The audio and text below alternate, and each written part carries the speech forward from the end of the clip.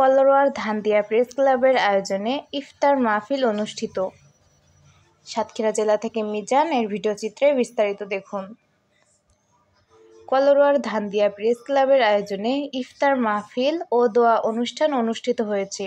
27 March বৃহস্পতিবার বিকালে ধানদিয়া বাজারে বিডি খবরের স্টাফ রিপোর্টার হাবিবুল্লাহ বাহারের পরিচালনায় ও চ্যানেল এস এর জেলা প্রতিনিধি ও ধানদিয়া প্রেস ক্লাবের সভাপতি মিজানুর রহমান মিজানের সভাপতিত্বে উক্ত অনুষ্ঠানে প্রধান অতিথি হিসাবে উপস্থিত ছিলেন জয়নগড় ইউনিয়ন বিএনপির সাবেক সভাপতি রওশন আলী গাজী।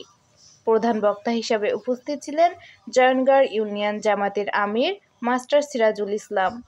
বিশেষ অতিথি হিসাবে উপস্থিত ছিলেন যুব জামাতের সভাপতি সিরাজুল ইসলাম, ইউনিয়ন যুবদলের সাবেক সভাপতি সিদ্দিকুর রহমান, যুব জামাতের সাধারণ সম্পাদক আতিকুর রহমান, ইউনিয়ন যুবদলের সাংগঠনিক সম্পাদক জাকির হোসেন, ইউনিয়ন ছাত্রদলের সাবেক সভাপতি রাজু আহমেদ, ছাত্রদলের সভাপতি রুবেল হোসেন প্রমুখ।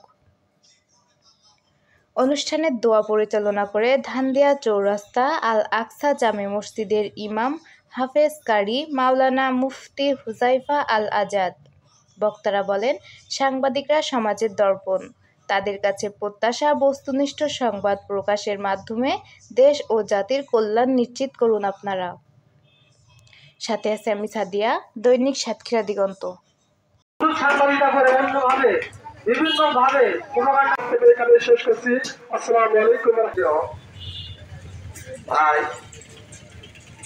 যেটা কর্তৃক আয়োজিত আজকে অনুষ্ঠানে উপস্থিত আছেন ইউনিয়নের বিভিন্ন দলের নেতৃবৃন্দ, সকলকে জানাই সালাম, আসসালামু আলাইকুম। ভালো থাকুক এই